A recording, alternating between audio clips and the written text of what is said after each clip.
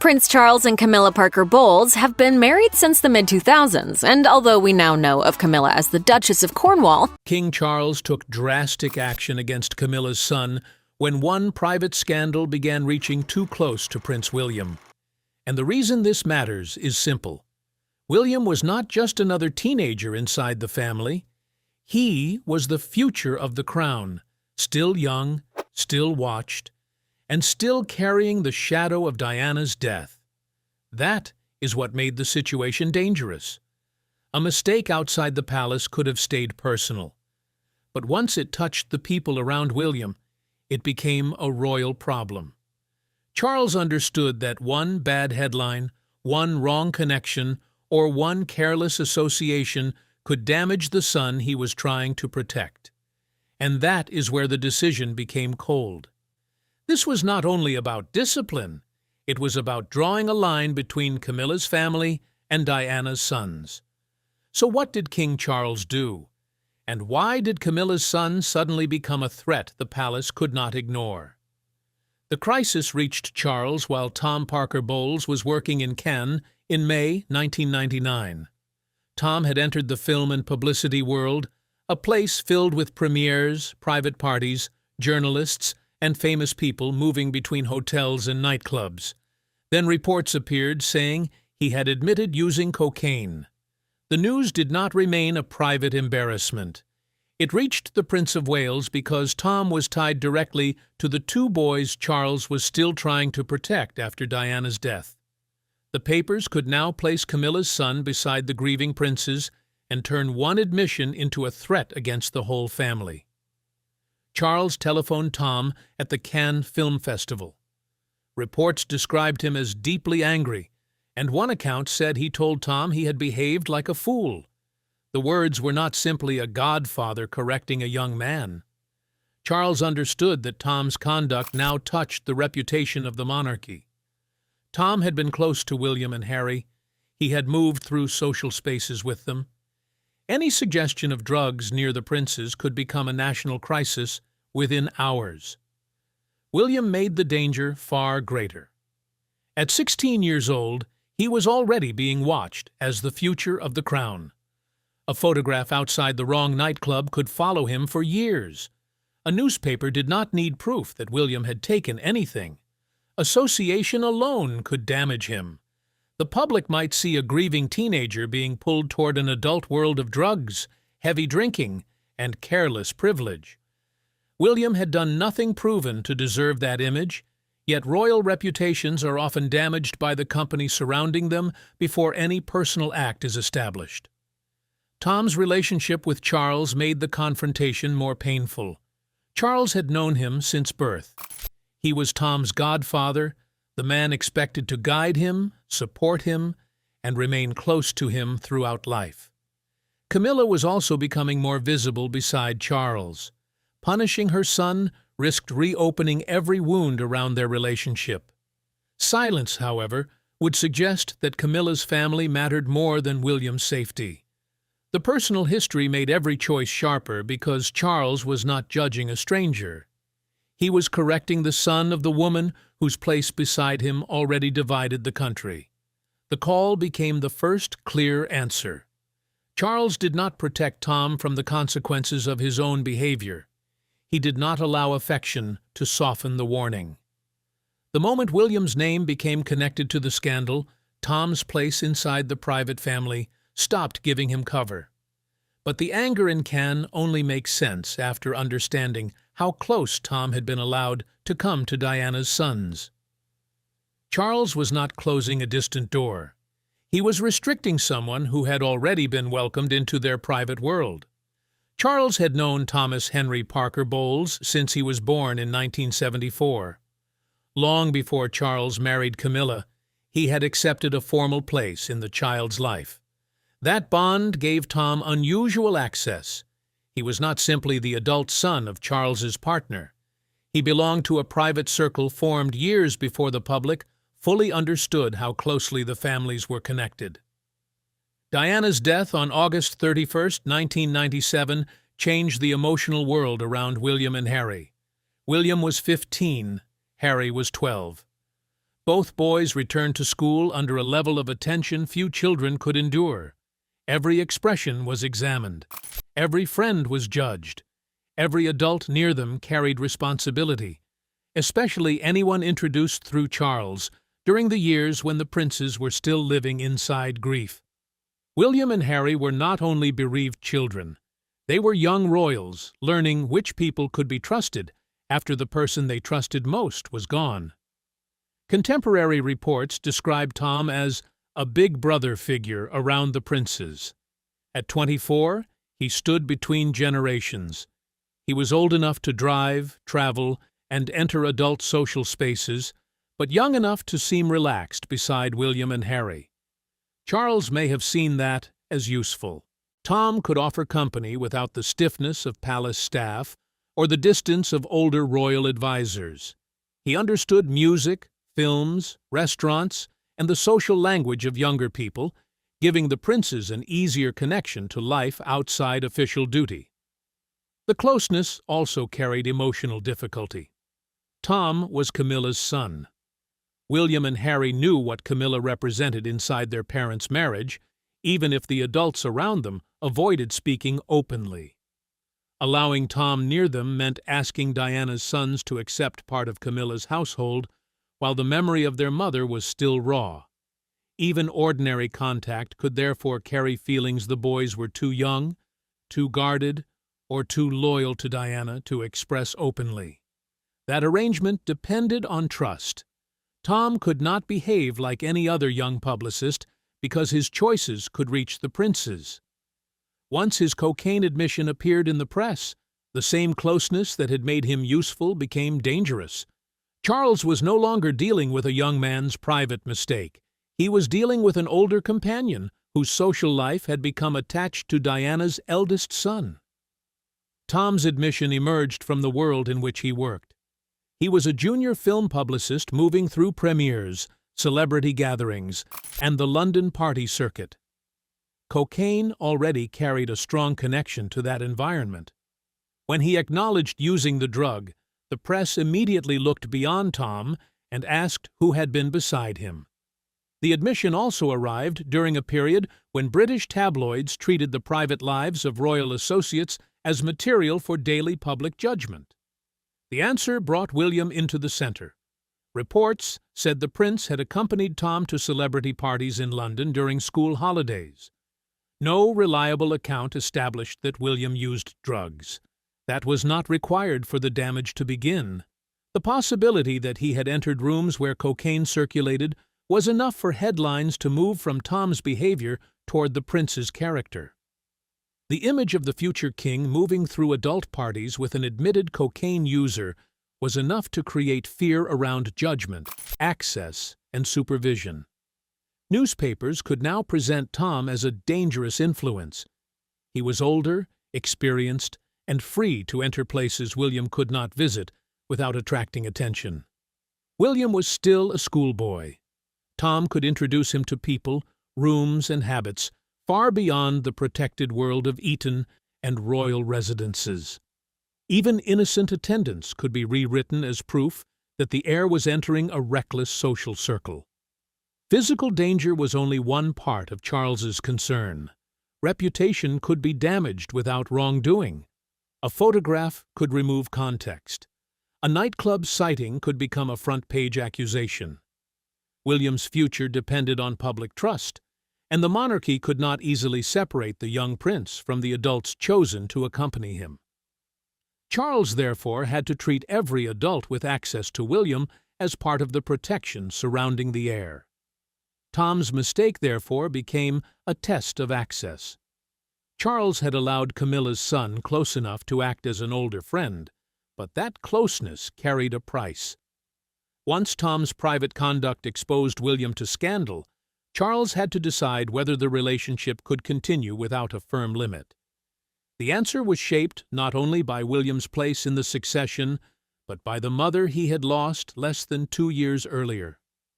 Tom's conduct had touched the one child the public most strongly connected to Diana's unfinished life. William entered the scandal as Diana's grieving son before he entered it as a future king. He had walked behind his mother's coffin in September 1997 while cameras followed every step. Afterward, he was expected to return to school, remain composed, and accept that the public would continue watching him through the most painful period of his childhood. Diana had been strongly associated with emotional openness. She took William and Harry beyond formal royal rooms and tried to show them ordinary life. Her death left Charles responsible for protection, discipline, and the difficult task of allowing both boys enough freedom to grow. Every person brought close to them became part of that parental responsibility. Charles could not replace Diana, but he could decide who entered the space around their sons and what behavior would be accepted there. Public sympathy made William more vulnerable. Millions still saw him as the quiet older boy who had lost his mother. Any adult who appeared to expose him to drugs or use his royal position would be treated harshly. Tom's connection to Camilla made the situation even more serious. The public could easily present the scandal as Camilla's family harming Diana's child. That image would have been devastating because it joined drugs, grief, and the old marriage conflict in one simple accusation. Charles was also preparing to make his relationship with Camilla more public. Their appearance together at the Ritz Hotel in January 1999 had been carefully arranged. It was meant to show that they would no longer remain completely hidden. 4 months later, Camilla's son was linked to cocaine and to social events attended by William. The careful movement toward acceptance was suddenly threatened by a scandal Charles had not created but could not ignore. The timing threatened everything Charles had been trying to build. If he defended Tom too softly, he risked appearing weak as a father. If he acted too severely, he could humiliate Camilla and damage their future. Charles chose the position that carried the greatest royal duty. Camilla could remain beside him, but no member of her family would be allowed to place William's safety or Diana's memory at risk. That choice protected the relationship without allowing it to control the treatment of the heir. William's constitutional position turned a family problem into a royal emergency. In 1999, he stood second in line to the throne, directly behind his father. Every part of his youth was being read as preparation for kingship. His behavior, friendships, education, and emotional control were treated as public matters long before he had any real authority. William could not choose companions without those relationships becoming signs of the kind of king he might one day become. Charles also had a public record of speaking about young people and social problems. The prince's trust had worked with vulnerable youth for years. If Charles ignored drug use close to his own sons, critics could accuse him of applying one standard to the public and another inside the royal household. The credibility of his work with young people would suffer if privilege appeared to excuse conduct he warned others against. His response had to be visible enough to show seriousness, even if the strongest actions remained private. The press did not require a photograph of William taking cocaine. It only needed a suggestion that he had attended parties where the drug was present. That suggestion could damage the image Diana had left around him: responsible, sensitive, and aware of duty. William's reputation was not only personal, it belonged to the future monarchy. A scandal attached to him at 16 could later be repeated during military service, marriage, or accession, becoming part of the permanent record surrounding him. Charles therefore faced a direct test. Would his loyalty to Camilla and affection for Tom weaken his protection of William? The call to Cannes answered part of it. Tom received anger, not shelter. But Charles also understood that correcting Tom alone would not prepare William and Harry for the world now surrounding them. The boys needed to know that affection for an older companion could never replace judgment. The next action moved the crisis into the princesses' own lives. Reports said Charles summoned them home from Eton College. They were not accused of taking drugs. They were brought back because their father wanted them to understand how quickly another person's behavior could place them in danger. The warning drew a line around William, but it also forced Harry to see that family closeness did not remove risk. Charles was teaching both sons that royal access carried consequences even when the person involved felt like family. Charles did not leave the issue between himself and Tom. William and Harry were brought home for a serious discussion about drugs, reputation, and the people allowed close to them. The decision gave the matter the weight of a family emergency. Charles did not want his sons learning about the scandal through classmates, gossip, or newspaper headlines. Bringing them home also allowed him to hear directly whether either boy had been present during anything more serious than the reports described. William needed protection from suspicion as much as from temptation. By speaking directly to him, Charles separated his son from Tom's actions. The warning made clear that William had not been accused, but his position meant he could be harmed by the choices of people around him. Royal life did not allow him the same freedom to make social mistakes privately. A normal teenager might leave an embarrassing party behind. William could see it return years later whenever his judgment was questioned. Harry was included because the danger did not stop with the heir. At 14, he was younger, grieving, and already developing the restless side that newspapers would later follow closely. Charles had to speak to both boys as a father before the scandal defined them from outside. Harry's later struggles would show how strongly the press could use youthful behavior against a royal child.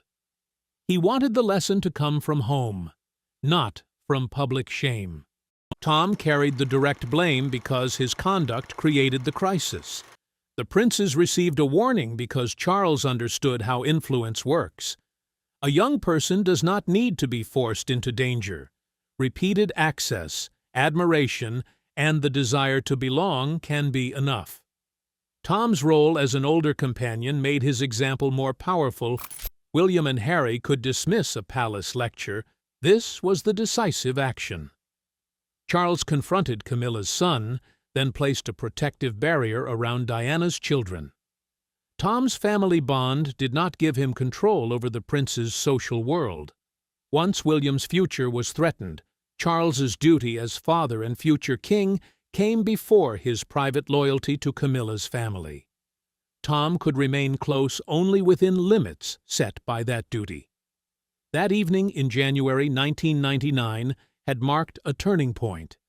They entered and left together while photographers waited outside, because Charles knew acceptance of Camilla would be slow and inseparable from public loyalty to Diana. Tom's cocaine admission threatened to undo that work. Camilla had spent years carrying public blame for the collapse of Charles and Diana's marriage. Now her son was being presented as an adult who could pull Diana's children toward drugs and celebrity parties. Tom's behavior risked confirming every fear that Charles's private choices. Tom was his godson and the child of the woman he loved. William was his eldest son, Diana's child, and the future heir. Protecting one relationship by weakening the other was impossible. Charles had to show which duty controlled the decision. It was whether that acceptance required William to carry new risks. He did not end his relationship with Camilla, but he also refused to hide Tom's mistake or treat it as harmless. Camilla's position could continue only if William remained protected from the behavior and influence of the people around her. Charles and Camilla eventually married on April 9, 2005. William and Tom both signed the marriage register as witnesses. The image suggested reconciliation and family unity, yet the legal and royal structure around them remained completely different. Tom could be accepted as family, but he would never share William's title. The marriage repaired private relationships without changing the order of the crown. The 2005 marriage created a blended family. Tom became William's stepbrother through Charles and Camilla's marriage. He received no constitutional position and no place in the line of succession. He remained the king's eldest son and the person expected to inherit the throne. Every major royal change increased his responsibility. Tom remained a private citizen whose public identity came through food writing and built a career without carrying William's constitutional limits. That difference was not a punishment created in 1999. It came from the monarchy's legal structure. Yet the earlier scandal showed why the separation mattered. Private affection could never be allowed to blur public authority.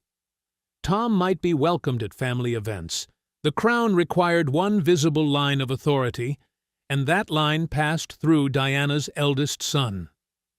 Charles maintained that division carefully. Camilla's children were included in private occasions and important ceremonies, but they did not receive royal titles or taxpayer-supported roles. Tom and his sister Laura Lopes remained outside it. The boundary allowed Charles to preserve both sides of his life. He could love Camilla and remain close to her children without weakening William's constitutional place.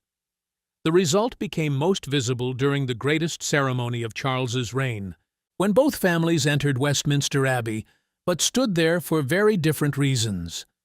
The coronation on May 6, 2023, displayed the completed structure before the world.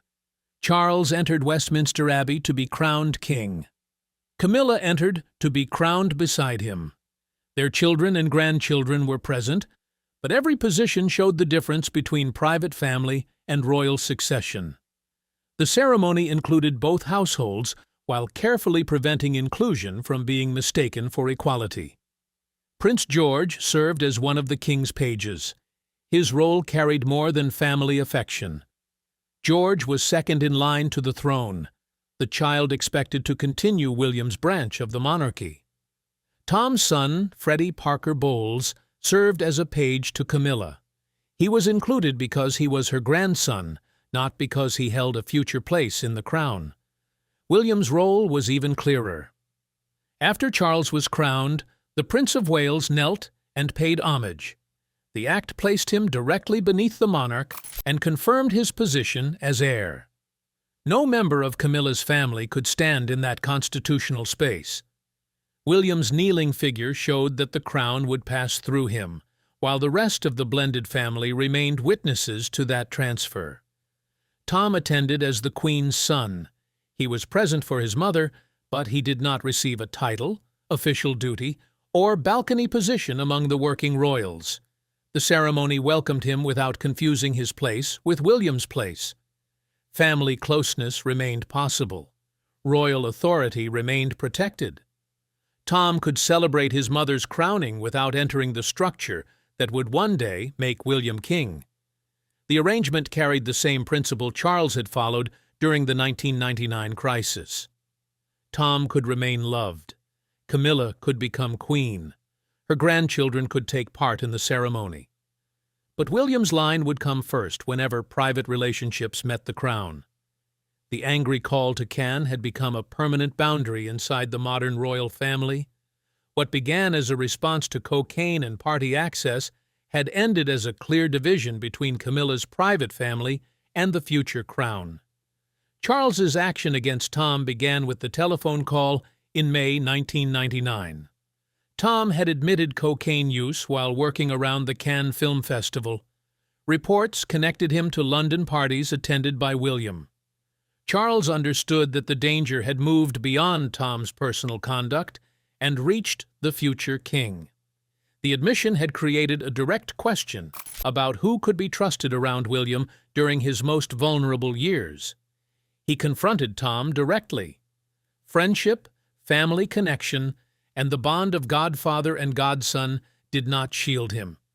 Charles then brought William and Harry home from Eton for a severe discussion. The two actions worked together. Tom was held responsible for creating the risk. The princes were warned about how easily another person's behavior could damage them. Charles punished the source of the danger while strengthening the judgment of the boys exposed to it. William stood at the center because he carried two burdens.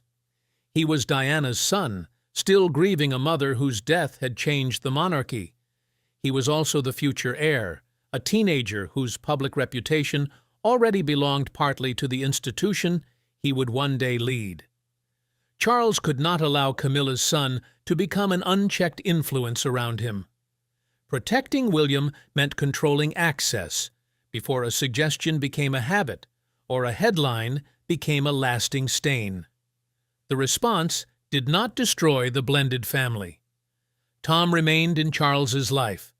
Charles married Camilla. William and Tom later witnessed that marriage together.